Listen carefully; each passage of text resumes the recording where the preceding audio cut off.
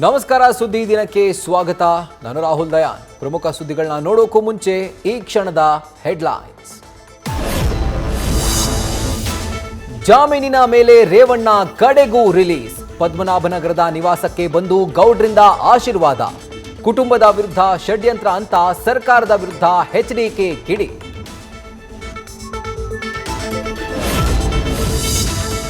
ಮೂರನೇ ಬಾರಿ ಗಂಗೆಯ ತಟದಿಂದ ಕಣಕ್ಕಿಳಿದ ಶಿವಭಕ್ತ ಮೋದಿ. ವಿಶ್ವನಾಥನ ಸನ್ನಿಧಿಯ ಕ್ಷೇತ್ರದಿಂದ ನಮೋ ನಾಮಪತ್ರ ಸಲ್ಲಿಕೆ.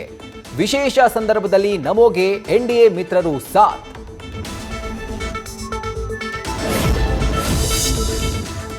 ಕರ್ನಾಡಲ್ಲಿ ಮಹಾಮಾದರಿ ನಾಥ ಆಪರೇಷನ್ ಸದ್ದು. ಶಿಂದೆ ಸಿಡಿಸಿದ ಬಾಂಬ್ನಿಂದ ಎಚ್ಚೆತ್ತ ಕೈ ಜೋಡೆತ್ತು. ಶಾಸಕರ ಮೇಲೆ ಗುಪ್ತವಾಗಿ ಕಣ್ಣಿಡಲು ಹುಕುಂ ನೀಡಿದ್ರ ಸಿದ್ದು.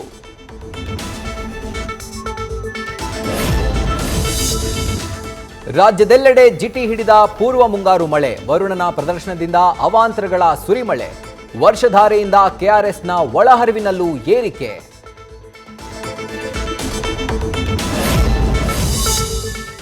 ಪಾಕ್ ಆಕ್ರಮಿತ ಕಾಶ್ಮೀರದಲ್ಲಿ ಪ್ರತಿಭಟನೆಗಳ ಕಚೇರಿಯೇ ಓಪನ್. ಪಾಕಿ ದುರಾಡಳಿತ ವಿರುದ್ಧ ಸಿಡಿದೆದ್ದ ಪಿಒಕೆ ಜನ. ಆಜಾದಿ ಘೋಷಣೆ ಜೊತೆ ಭಾರತದ ಬಾವುಟಗಳ ದರ್ಶನ.